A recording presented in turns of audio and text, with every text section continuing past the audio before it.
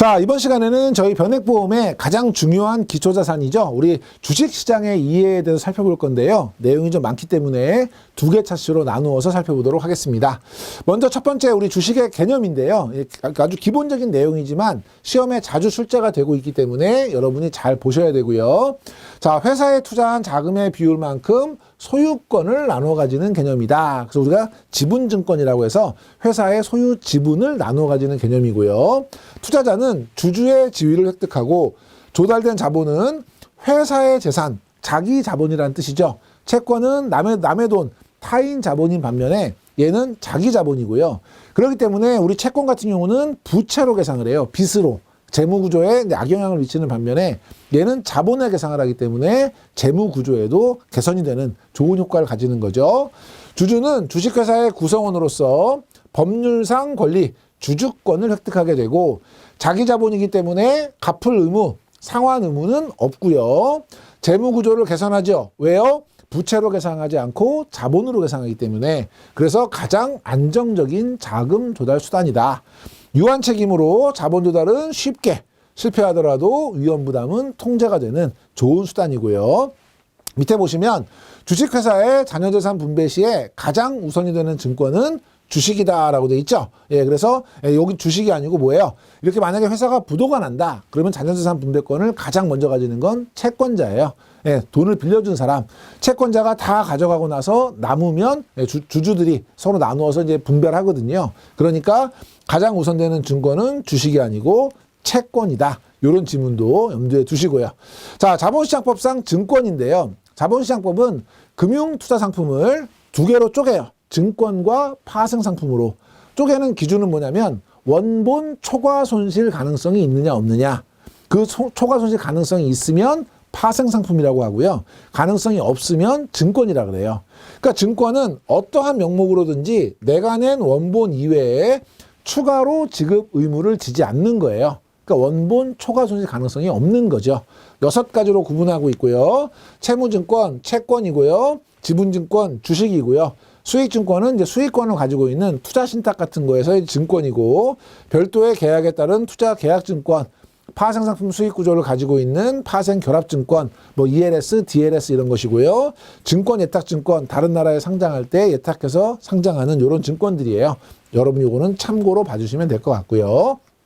다음에 분류 기준별로 보면 배당 및 자녀재산 분배에 의해서 우리 모든 이익 배당이나 자녀재산 분배할 때 표준이 되는 이 주식이 보통주고요. 보통주. 이익이나 자녀재산 분배에서 보통주보다 우선적인 지위를 가지고 있는 거, 이걸 우리가 우선주라고 합니다. 그럼 보통주보다 먼저 배당받거나 먼저 분배받으면 좋은 거 아니에요? 그래서 반대쪽에 안 좋은 게 있죠. 의결권이 없어요. 그래서 경영에 참여할 수 없는 게 약점이어서 우선주는 주로 대주주들이 가지고 있는 경우들이 많고요.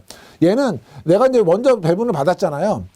우선 걸 갖고 있으니까 배당을 먼저 받았어요. 그럼 내가 받고 남은 걸 가지고 주주들이 배분하겠죠. 이럴 때 내가 받았지만 다시 참여할 수 있느냐 그렇지 않느냐에 따라서 참가적 우선주, 비참가적 우선주 이렇게 나누고요. 올해는 수익이 없어서 배당을 못 받았어요. 그럼 내년에 배당 받을 때 나는 우선주니까 작년 것까지 같이 배당 받을 수 있느냐 아니면 올해 것만 받느냐. 같이 받을 수 있으면 누적적 우선주, 올해 것만 받으면 비누적적 우선주 이렇게 구분하고요. 이익 배당이나 자녀재산 분배에서 보통주보다 후순위인 거, 예, 후위에 받게 되는 거, 더 안 좋은 거죠. 이걸 우리가 후배주라고 해요. 안 좋은 대신에 받는 배당률이 높게, 늦게 받는 대신에 많이 받는 거고, 이익 배당은 우선하고 자녀재산 분배는 후위하는 거, 이걸 우리가 혼합주라고 합니다. 우리나라는 지금 보통주와 우선주만 법적으로 인정하고 있기 때문에 후배주, 혼합주는 없는데 시험 문제에 간혹 물어보는 문제, 지문에 예를 들어서 이익 배당은 후위하고 자녀재산 분배는 우선하는 게 혼합주다. 그럼 바뀐 거죠, 앞뒤가. 이런 형태의 지문들이 간혹 나옵니다. 또는 이익 배당이나 자녀재산 분배에서 후순위에 있는 거를 혼합주라고 한다. 헷갈리지 않도록 여러분이 개념 정리는 필요한 부분이고요. 의결권이 있느냐 없느냐에 따라서 의결권주, 무액면주, 무의결권주, 그리고 액면이 표시되냐에 따라서 액면주와 무액면주인데 우리나라는 대부분의 주식은 액면이 표시돼 있죠. 대부분의 주식 5,000원. 그래서 액면 가격이 있고 주가와 액면가는 별도로 관리되고 있어서 우리나라는 지금 현재 액면주를 채택하고 있고요.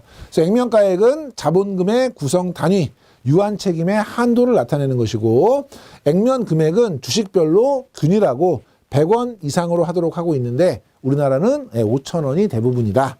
김영 여부는 그 주식의 겉면에 주주의 이름이 표시되느냐 그렇지 않느냐, 김영주, 무김영주예요. 우리나라 같은 경우는 겉면에 표시되어 있지는 않지만 예탁결제원에 예탁해서 거래를 하기 때문에 주주 명부를 관리하고 있는 김영주로 거래가 되고 있다라는 거 여러분이 기억해 주시고, 나머지 거는 참고로 보시더라도 배당 및 잔여재산 분배 요거 기억하시고, 아주 가끔 의결권 여부에 따라서 액면주와 무액면주로 구분한다. 이런 구분 기준과 구분 종류를 매칭하는 이런 지문도 나오기 때문에 그건 여러분이 참고로 봐주시면 되겠습니다. 다음에 이제 기업 공개예요. 기업 공개를 한마디로 얘기하면 제가 주식회사인데 제가 주식을 발행해서 제가 대주주고 사업을 했어요. 사업을 펼치고 싶어요. 그래서 제가 일반인에게 제 주식을 팔고 싶은 거죠. 제 주식을 팔아서 자본금이 들어오면 그걸로 사업을 크게 하고 싶은 거예요. 이렇게 일반인에게 회사의 주식을 처음 파는 거, 이걸 우리가 기업 공개라고 합니다. 처음에 팔려면 그냥 사세요 하면 안 사니까 재무구조라든지 사업 비전이라든지 비즈니스 모델 이런 걸 공개하잖아요. 그런 의미에서 기업 공개라고 합니다. 주식회사가 발행한 주식을 일반 투자자에게 처음 파는데 새로운 주식을 만들어서 판다면 신주 공모가 되는 거고, 내가 가지고 있는 주식을 판다면 구주 매출이 되는 거죠. 요거를 뭐라고 하느냐? 기업 공개다. 이런 문제 많이 나오고요. 이건 왜 하냐면 주식회사의 체제를 갖추는 거죠. 한 사람이 주식을 다 가지고 있는 것이 아니라 소유 집중을 완화해서 많은 사람이 이제 분산해서 가지고 있도록 하고, 그 다음에 재무 내용 같은 것들을 공시를 해서 많은 사람들이 실질적으로 투자하는 주식회사의 형태를 갖추는 것이고, 기업 공개 요건은 최대 주주와 특수관계인의 지분율을 일정 수준으로 제한하고요. 한 사람이 너무 많이 갖고 있지 못하도록 하고 일정 지분 이하의 소액 주주를 확보하도록 하는 것이고, 장점은 주주의 분산 투자를 촉진하고 기업 자금 조달 능력을 향상하고 주식 가치를 공정하게 결정하고 세제상의 혜택을 입는 것이 장점입니다. 시험 문제에는 기업 공개 자체를 물어보는 정의가 많이 출제가 되고 있고요. 보시는 것처럼 기업 공개는 주식 발행, 채권 발행 모두 가능하다. 채권 발행은 우리가 기업 공개라고 하지 않고요. 기업 공개는 신주 발행이 반드시 수반되어야 된다. 구주 매출도 가능하다. 이런 식의 개념이고요. 상장하고 차이. 기업 공개가 처음으로 우리 주식을 일반인에게 파는 일이라면 상장은 이거를 공식적인 시장에 올려서 거래하는 거예요. 그러면 기업 공개는 됐는데 상장이 안 된 기업은 존재할 수 있죠. 예, 비상장 기업들이 있잖아요. 그런데 상장은 됐는데 기업 공개가 안 된 그런 기업은 존재할 수 없고요. 기업 공개와 상장을 동시에 할 수 있죠. 처음에 팔면서 시장에 올려서 팔 수도 있는 거니까. 그런 개념하고 순서의 차이를 여러분이 기억하셔야 됩니다. 자, 상장이라고 하는 건 공인된 거래소, 우리나라 같은 경우는 KRX 한국거래소가 되겠죠. 거래할 수 있도록 하는 것이에요. 기업 공개는 상장이 되지 않더라도 다수의 투자자에게 주식을 분산하는 것이고, 기업 공개는 기업 단위로, 예를 들면 보통주도 있고 우선주도 있고 여러 개 주식이 있을 수 있잖아요. 그러면 기업 공개는 주식 그 기업 하나의 기업 자체 단위로 공개하는 것이고, 상장은 증권 종목별로, 만약에 하나의 회사에 여러 개의 증권이 있다면 증권 종목별로 올려서 거래를 하게 된다. 시험에 예가 아주 많이 나옵니다. 밑에처럼 기업 공개는 상장과 다르게 기업이 발행한 증권 종목별로 이루어진다. 틀린 거죠. 기업 공개는 기업 단위로, 상장은 증권 종목별로 상장된다. 기억해 주시고요. 위에 보시면 기업 공개는 공인된 거래소에서 거래가 될 수 있도록 하는 것이다. 이거는 기업 공개가 아니라 상장에 대한 설명이죠. 기업 공개와 상장의 성격을 잘 비교 구분하는 것이 포인트가 될 것 같고요. 증자는 글자 그대로 자본금을 증가시키는, 늘리는 거니까 회사가 자본을 늘리기 위해서 주식을 추가 발행하는 것을 증자라고 합니다. 두 가지가 있는데요. 실제 돈을 받고 발행하는 유상증자가 있고요. 밑에 보시면 돈을 받지 않고 증자하는 무상증자가 있어요. 그럼 유상증자라고 하는 건 주식을 발행했으니까 자본금이 증가하는 것이고 돈을 받았으니까 실질적인 재산이 증가하는 개념이라면 무상증자는 주식을 발행했으니까 자본금은 증가를 했어요. 그런데 돈을 안 받았으니까 실질적인 재산 증가는 없는 요걸 우리가 무상증자라고 합니다. 그래서 간혹 가다가 무상증자는 자본금도 늘어나고 실질재산도 늘어난다. 뭐 이런 식의 질문이 나오거든요. 요거 여러분 챙겨두시고. 자, 유상증자는 크게 5가지 방법이 있습니다. 첫 번째, 주주 배정. 지금 내가 주식을 더 발행을 해야 되는데 현재 기존 주주가 갖고 있는 지분만큼 딱 발행하고 끝. 이게 이제 주주 배정이죠. 신주 인수권을 기존 주주의 보유 지분에 비례해서 배정하는 거예요. 그러면 이게 가장 일반적인 유상증자 형태고 왜 이렇게 하냐면 지배구조를 변동시키지 않기 위해서 기존 주주가 그 비율만큼 그대로 사서 증자가 끝난다 그러면 제일 좋은 거죠. 그 지배구조 그대로 자본금만 커지는 거니까. 문제는 대량 증자 같은 걸 할 때는 이 주주들이 다 소화하지 못하는 경우가 생길 수 있어요. 그럴 때 주주 우선 공모를 합니다. 먼저 주주들에게 배정하고 만약에 주주들 배정으로 끝나면 그걸로 끝이고 만약에 남는 게 있으면 일반인에게 공개적으로 모집해서 판매하는 주주에게 우선 청약 기회를 주는 거예요. 실권주가 발생하게 되면 즉 주주들로 다 소화 안 되고 남은 주가 있으면 그거를 불특정 다수인 대상으로 청약을 받는 이런 것이 이제 주주 우선 공모고요.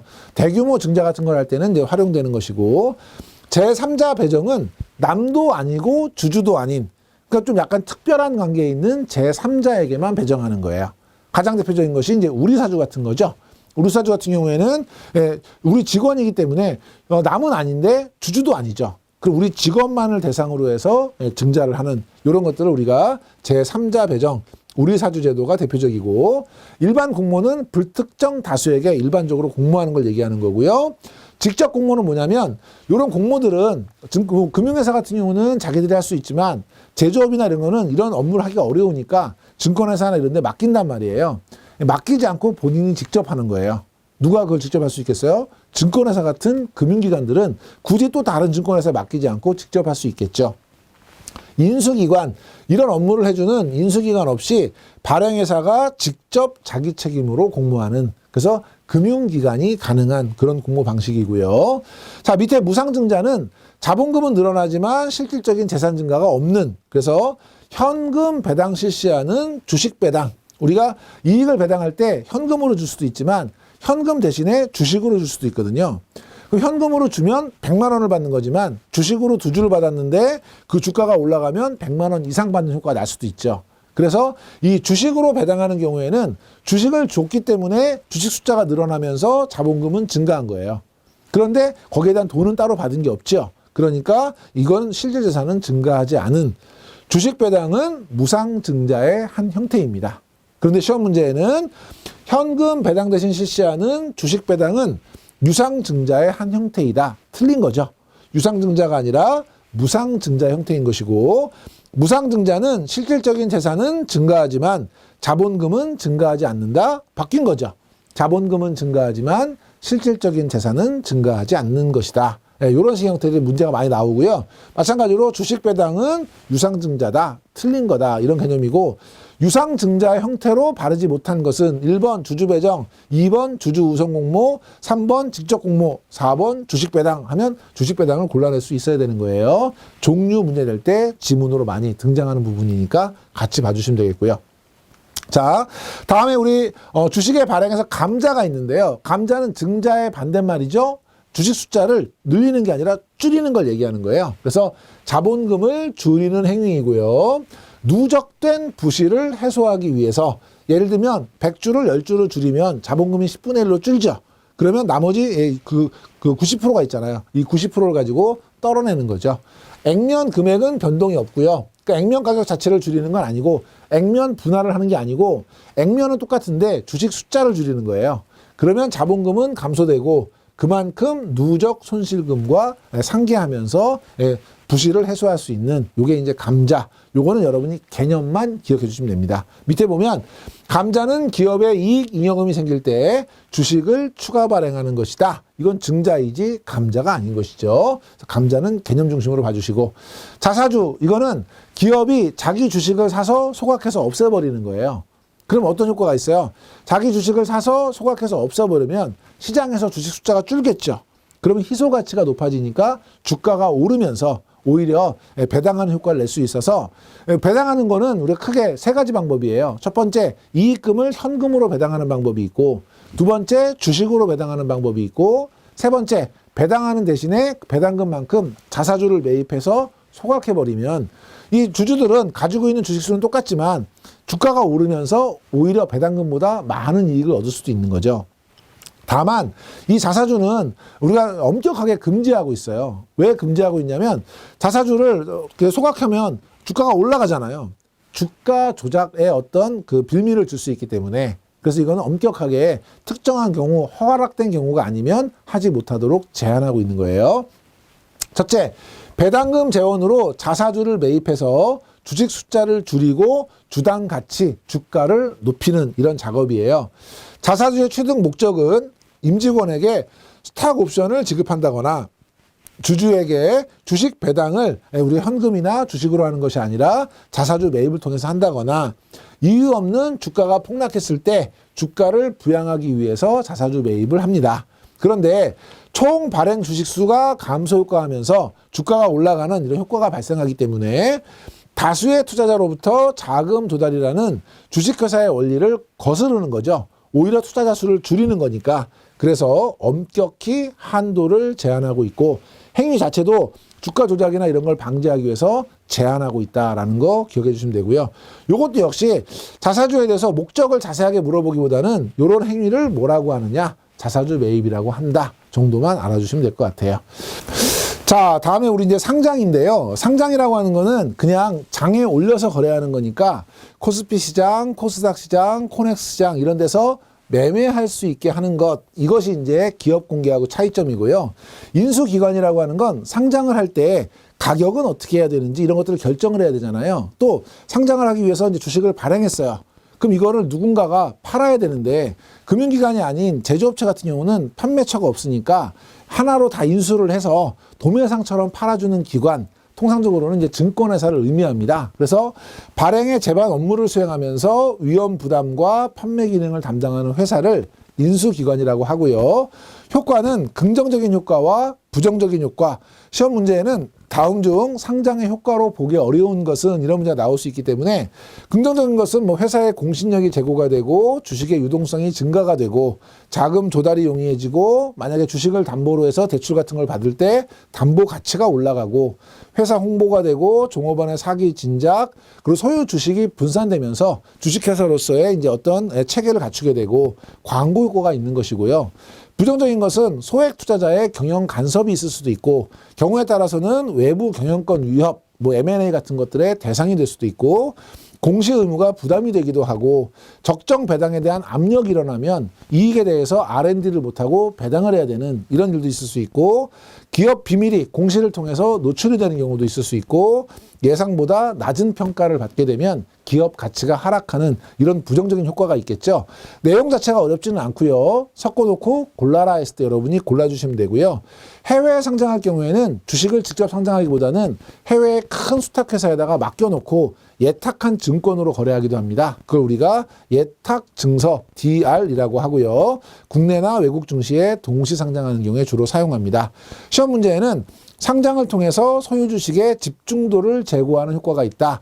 집중도를 제고하는 것이 아니고 오히려 분산하는 효과가 있죠. 이런 형태의 지문들 눈여겨서 봐주시면 되겠고요. 다음에 우리 상장을 하는 기관 한국거래소 KRX가 되겠죠. 그래서 2005년 1월에 출범을 했고, 옛날에는 유가증권시장, 코스닥 시장 뭐 다 나눠져 있던 것을 지금은 이제 본부 형태로 하나의 거래소가 운영하고 있고, 대표 지수를 개발하는 등의 이제 다양한 활동들을 하고 있습니다. 참고로 보시면 되겠고요. 대체결제제도, 유가증권을 실물로 거래했을 때 여러 가지 문제점들이 생길 수 있기 때문에 우리는 한국예탁결제원이라는 데다가 집중적으로 예탁해서 매매를 하도록 하고 있고, 그래서 유가증권은 실물로 거래하는 실물 수수 없이 계좌 간 금액만 대체하는 형태로 결제가 되는데 이것을 대체 결제 제도라고 합니다. 예탁 결제원이라고 하는 곳과 이렇게 써놓고 얘를 뭐라고 하느냐? 대체 결제 제도라고 한다. 이 부분 챙겨주시고요. 장점은 실물 수수에 따른 뭐 인력이라든지 시간을 절약할 수 있고, 분실, 도난, 훼손, 오손, 파손 이런 실물에 따른 여러 가지 사고 위험들을 없앨 수 있기 때문에 우리나라는 대체 결제 제도를 이용하고 있다 정도 기억해 주시면 되겠네요. 자, 다음에 이제 매매 거래인데요. 매매 거래가 이번에 내용이 좀 많이 바뀌었고요. 여러분이 바뀐 거에 맞춰서 좀 잘 정리해 주셔야 되는 부분 중에 하나일 것 같아요. 자, 주식의 보통 결제는 매매 계약을 체결한 날로부터 3영업일째 되는 날 결제가 이루어지는 것을 보통 결제라고 하고요. 거래일은 월요일부터 금요일까지, 그 토요일이나 법정 공휴일, 뭐 일요일을 포함한 것이죠. 근로자의 날 12월 30일은 휴장을 하고 있고, 거래 시간이 이제 시험에 좀 자주 등장을 하기 때문에 여러분이 잘 기억을 해 주셔야 돼요. 정규적인 시장은 우리 9시부터 15시 30분까지 정규장이 열립니다. 그런데 종가를 계산하기 위해서 15시 20분부터 15시 40분까지 약 20분 동안은 거래가 중단이 되고요. 그거를 보충해 주기 위해서 15시 40분부터 16시까지, 이때는 이제 시간 외에 거래가 허용이 되는데, 이 시간의 거래는 당일 종가로 거래할 수 있는, 우리 이제 당일 종가 거래가 있을 수 있고요. 아니면 이제 동시호가로 거래를 하게 되는데, 이 이후에 18시까지, 그러니까 오후 6시까지는 매 10분 단위로 동시호가 거래, 이건 이제 동시호가 거래라고도 하고 하나의 가격으로 거래한다고 해서 단일가 거래라고도 하는데요. 10분 동안 호가를 다 하는 거예요. 그러면 누가 먼저 호가했냐는 중요하지 않고 가격 기준으로 해서 10분 동안의 거래를 통틀어서 한꺼번에 체결하는 단일가 매매 거래라고 합니다. 그래서 그런 거래가 진행이 되고, 장 시작하기 전에 8시부터 9시까지 거래가 이루어지는데 8시 30분부터 8시 40분까지 10분 동안은 전일 종가로 거래할 수 있는 전일 종가 거래가 이루어집니다. 지금 종가 거래가 될 때는 가격이 중요하지 않죠. 왜냐하면 무조건 종가로만 거래하니까 가격보다는 누가 먼저 호가를 했느냐라고 하는 이제 시간 우선이 더 우선이 되는 그런 거래들이에요. 어쨌든 시간은 정규장은 9시부터 15시 30분까지고요. 이걸 뭐 10시부터 16시 이런 식으로 바꿔서 문제가 많이 나고 있어서 정규 시장은 기본적으로 시간 꼭 기억해 주셔야 되고요. 시간 종가 매매는 전일 종가로 하는 거는 어저께 가격으로 그 다음날 아침에, 그래서 08시 30분부터 08시 40분까지, 그리고 여기 우리 종가 계산을 하고 거래가 중지됐던 20분을 보충하기 위한 15시 40분부터 16시까지 20분 동안은 오늘 종가, 그래서 당일 종가로 거래가 되고요. 시간 외에 단일가 매매는 우리 5시 40분부터 16시까지 거래가 끝나면 16시부터 18시까지, 이때는 매 10분 단위로 동시 호가 체결해서 하나의 가격, 단일 가격으로 거래가 이루어지고요. 시간 외에 대량 매매, 바스켓 매매는 대기업들이 또는 이제 운용회사나 증권회사 이런 들이 대량 매매를 장 중에 하게 되면 시장이 혼란스럽거나 왜곡될 수 있어요. 그런 큰 거래들은 장이 끝난 다음에 하도록 하고 있거든요. 그래서 장 시작하기 전이나 장이 끝난 이후에 거래를 하도록 하고 있다. 그래서 각각의 시간 잘 챙겨주시고, 거래 단위는 호가라고 해요. 가격을 불러서 거래하거든요. 그래서 빨리 사고 싶으면 비싸게 사겠다고 호가를 하시면 되고요. 빨리 팔고 싶으면 싸게 팔겠다고 호가를 하시면 되는 거죠. 그 호가를 가지고 거래를 하는데, 호가 단위를 정한 이유는 주가가 비싸면, 예를 들면 뭐 100만 원이 넘어간다. 주가가 만약에 300만 원대다. 그러면 내가 사고 싶은데 356만 7,854원 매수라고 했는데 이 가격과 똑같이 매도 주문된 사람이 없잖아요. 그러니까 가격이 비싸면 얘를 좀 끊어. 1000단위까지만 불러. 365만 4천원 이렇게 호가를 해. 해서 주가에 따라서 호가 단위를 결정한 거예요. 네, 숫자는 1, 5 기억하시면 돼요. 1원, 5원, 10원, 50원, 100원, 1000원. 그래서 유가증권 시장에서는 7단계로 거래가 되고요. 그 다음에 코스닥 시장 같은 경우에는 가격이 유가증권 시장에서 비해서는 싸잖아요. 그러니까 뒤에 500원, 1000원이 없는 거죠. 그러면 1원, 5원, 10원, 50원, 100원. 그래서 5개 단계예요. 그래서 단계를 일부러 외우시지 말고 쉬어보시면 돼요. 1원, 5원, 10원, 50원, 100원, 500원, 1000원 이런 식으로. 그래서 유가증권 시장은 7단계, 그 다음에 코스닥 시장은 가격이 저렴하기 때문에 5단계다. 그리고 매매 수량의 거래 단위는 한 주 단위로 주문할 수 있다. 이거 10주로 시험 많이 나오고 있거든요. 10주 아니고 한 주다. 기억해 주시고. 자, 매매 거래는요. 일단 위탁 증거금. 우리 증권거래소에서는, 한국거래소에서는 개인이 거래하는 것이 아니라 회원 자격을 가지고 있는 증권회사들이 거래를 합니다. 그러니까 증권회사에 우리가 위탁을 해서 우리 사주세요, 팔아주세요 이런 식으로 거래가 되기 때문에 제가 사주세요 해서 증권회사가 사왔는데 저 안 살 거예요 그러면 안 되잖아요. 그러니까 주문이 진실하다는 증표, 그러니까 하나의 보증금의 개념으로 위탁 증거금을 이제 내셔야 되고요. 고객한테 징수를 하고 이거는 돈뿐만이 아니라 유가 증권으로도 징수할 수 있고요. 그 비율은 회사별로 자율화돼 있다. 그래서 시험에는 반드시 금전으로만 징수해야 된다. 틀린 지문이고요. 자, 위탁 수수료는 그 위탁 거래에 대한 수수료겠죠. 그러니까 매매 거래가 성립이 되면 투자자에게 징수를 하고 요율은 자율적으로 결정하고 사람을 거치지 않을수록 수수료는 싸겠죠. 그러니까 직접 가서 만나서 거래하면 제일 비쌀 거고 그 다음에 전화 주문이 비쌀 거고 이런 걸 통하지 않는 컴퓨터를 이용한 HTS라든지 모바일을 이용한 MTS라든지 이런 걸 이용하면 저렴해지고요. 그래서 거래 비용을 절감하고 효율적인 주가를 형성하도록 하고 거래량 증대에 도움이 됩니다. 이런 것들은 이제 싸게 거래할 수 있기 때문에 자, 증권 거래세 이게 이제 되게 중요하죠. 모든 우리 금융상품은 살 때보다는 팔 때 세금을 내는 거죠. 그러니까 얘는 매도자에게만 부과가 되고요. 비상장 주식인 경우에는 0.45%, 유가증권 시장인 경우에는 0.25인데 증권 거래세가 0.1, 그리고 농어촌 특별세가 0.15%고요. 코스닥 시장은 0.25%, 코넥스 시장은 0.1%고요. 특히 비상장 주식 0.45%는 이번에 바뀐 거기 때문에 여러분이 잘 정리해 주실 필요가 있겠습니다. 얘는 이 율 자체를 물어보는 문제도 많이 나오고요. 어느 시장은 몇 %다. 또는 매수자, 매도자에게 모두 부과한다. 이런 지문들 유념해서 봐주시면 되겠습니다. 자, 다음에 이제 우리 매매 계약의 체결인데요. 우리 일반적인 주식시장은 경쟁 매매예요. 사는 사람 여러 사람, 파는 사람 여러 사람. 그렇기 때문에 매매 거래 자체는 호가로 거래가 되는 거죠. 가격을 불러서. 그렇기 때문에 제일 중요한 첫 번째 원칙은 가격 우선입니다. 요게 이제 1번이에요. 그러니까 사고 싶은 사람은 제일 비싸게 사겠다고 해야 돼요. 그러니까 높은 매수 호가고요. 팔겠다는 사람은 제일 싸게 팔아야 돼요. 그래서 낮은 매도 호가를 한 사람이 먼저 체결이 되고요. 호가가 똑같아요. 둘이 동시에 나 5만 원 매수 이렇게 했어요. 그럼 가격이 똑같잖아요. 5만 원, 5만 원. 그럼 이때는 가격이 같은데 누구한테 먼저 계약을 체결해야 되느냐? 이때는 먼저 호가하신 분. 그래서 선 접수 호가가 후 접수 호가에, 그러니까 가격이 같다면 먼저 호가한 사람한테 계약 체결 우선권을 준다. 요게 이제 두 번째 시간 우선이고요. 세 번째 동시 호가라는 것이 있는데 이거는 아까 우리 단일가 거래처럼 동시에 호가가 될 경우에는 어떻게 할 거냐에 대한 문제죠. 예를 들면 우리 16시부터 18시까지는 10분마다 거래하니까 10분 동안 먼저 호가했냐 나중 호가했냐는 중요하지 않은 거예요. 이때는 제일 중요한 게 가격이 중요한 거예요. 그러면 비싸게 사겠다고 하신 분들이 쭉 나열을 할 거고요. 싸게 팔겠다고 하는 사람들이 쭉 나열을 할 거잖아요. 그럼 여기서 이제 맞춰가는 거예요. 예를 들면 비싸게 팔겠다는 사람, 예를 들면 뭐 2만 500원에 사겠다 내가 한 사람이 뭐 300주 사겠다. 그런데 제일 싸게 팔겠다는 사람, 예를 들면 19,500원, 1,950원에 팔겠다. 이런 사람이 있다면 이 사람이 300주 팔겠다. 그러면 300주 맞으니까 거래 체결을 하는 거예요. 이런 식으로 체결을 하다 보면 어느 시점에 사람들이 와장창 몰려있는 곳이 있어요.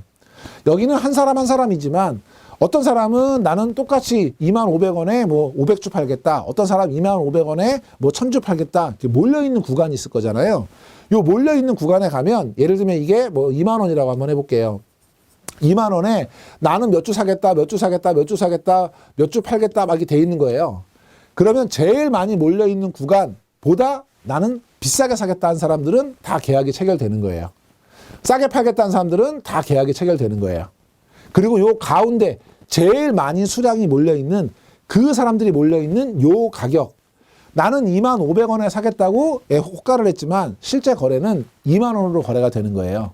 그래서 우리가 단일가 거래라고 하는 거고, 그러면 사람들이 제일 많이 모여있는 요 제일 많이 모여있는 구간에서 가격이 결정되는 거, 이게 뭐냐면 수량 우선 배분의 원칙이고요. 수량 우선 배분은 그 제일 많이 모여있는 사람들한테 어떻게 배분할 거야. 주문 수량이 많은 사람에게 많이 가도록 하는 이런 구조인데, 그 전에 이게 증권회사의 자기거래인지 고객의 위탁거래인지에 따라서 고객 위탁거래를 먼저 우선을 해주고요. 그 다음에 수량 배분을 하는데, 이때는 어떻게 배분하냐면 6단계 배분을 하는 거예요. 그래서 처음에 100주, 500주, 1000주, 2000주 이런 식으로 가고 뭐 잔량의 2분의 1, 잔량 이런 식으로 가는데 내용은 중요하지 않고요. 이 내용은 여러분이 교재에 보시면 세부적으로 표가 이번에 잘 삽입이 됐어요. 그래서 표 읽어보시면 되고요. 예를 들면 사겠다는 사람이 팔겠다는 사람이 쫙 줄 서 있으면 제일 많이 주문한 사람부터 줘야 되니까 일단 모든 사람에게 100주씩 쭉, 내가 1000주를 사겠다고 했든 10,000주를 사겠다고 했든 100주씩 쭉 살 권리를 주고, 다 배분이 됐으면 그 다음에 500주씩 권리를 주고, 근데 어떤 분이 300주만 사겠다고 주문을 냈어요. 그럼 100주 받고 500주를 못 사니까 이분은 200주 받고 끝나는 거죠. 그러면 500주 이하인 분들은 주문한 거 다 거래가 체결되는 거고, 그 다음에 500주 이상이신 분들은 500주 받고 그 다음에 1000주 받고 이런 식으로 뒤로 가면서 수량이 많은 사람들한테 많이 가긴 가는데, 너무나 수량 주문 많이 한 사람이 한꺼번에 체결하지 못하도록 배분하는, 그래서 가장 많은 수의 사람들이 몰려있는 가격으로 결정하는, 이걸 우리가 수량 우선 배분의 원칙이라고 합니다. 어쨌든 가격 우선, 시간 우선, 위탁매매 우선, 수량 우선 기억해 주시고, 이 동시호가인 경우에는 10분 동안 얘는 누가 먼저 호가를 했냐는 중요하지 않죠? 10분 동안 가격을 얼마나 제일 잘 거래가 체결되도록 호가했냐가 중요하기 때문에 가격 우선만 적용이 되고 시간 우선의 원칙은 적용되지 않는다는 거, 요거 기억하시고, 또 하나 우리 참고로 보실 게 종가로 거래하는 경우에는 이건 거꾸로 종가로만 거래할 수 있으니까 가격 우선은 중요하지 않고 뭐만 중요한 거예요? 시간 우선만 중요하다는 것도 비교해서 기억해 주시고, 밑에 보면 경쟁 매매의 우선순위를 결정할 때 시간 우선의 원칙이 가장 먼저 적용된다. 가격 우선이 가장 먼저이고요. 동시호가에서는 소액 투자자에게 일정한 수량을 배분하기 위해서 주문 수량이 적은 호가부터 체결한다. 주문 수량이 많은 호가부터. 그래서 수량 우선 배분의 원칙이 적용이 되는 것이죠. 그래서 이런 문제들 눈여겨봐 주시고, 다음에 매매 계약의 체결에서 단일가 매매는 16시부터 18시까지 10분 단위로, 아까 제가 조금 전에 간단하게 설명드렸던 내용처럼 서로 호가를 해서 수량이 많은 부분에서 단일가로 거래가 되는 거죠. 그래서 정규시장 종가 기준으로 10% 범위 내에서 거래하도록 하고 있고요. 시간 우선의 원칙은 적용되지 않고 뭐만 적용되는 거예요? 가격 우선의 원칙만 적용이 되고요. 시간 외 종가 매매에서는 대주주 간의 지분 조정 등의 대량 거래로 인한 주가 왜곡을 방지하기 위해서 별도로 하는 것이고, 이때는 뭐가 적용이 안 되는 거예요? 종가로만 거래라니까 가격 우선은 적용되지 않는 거죠. 뭐만 적용되는 거예요? 시간 우선만 적용된다는 거 비교해서 기억해 주시고, 매매 결제는 결제일로부터 3영업일째 결제되는 것이 정상적인 보통 결제이고요. 매수자 입장에서는 매수자금에서 위탁 증거금을 뺀 그 자금과 위탁 수수료를 지불하고 그 금액에 해당하는 주식을 인수를 하면 되고요. 매도자 입장에서는 뭘 내야 되겠어요? 증권 거래세를 내야 되겠죠. 위탁 수수료와 증권 거래세를 공제한 나머지 금액을 금전으로 수수하면 되겠죠. 명의 개설하는 건 이렇게 주식 거래가 이루어지면 명의가 바뀌었잖아요. 이 명의를 고칠 개자, 쓸 서자 고쳐서 써줘야 돼요. 이건 어디서 쓰는 거냐면, 우리는 대체 결제제도라서 주식을 증권 예탁결제원에 갖다 놨잖아요. 그럼 증권 예탁결제원에서 바꿔서 써줘요. 그럼 거래할 때마다 신고를 해서 바꿔서 써야 되나요? 자동으로 써야 되나요?가 문제죠.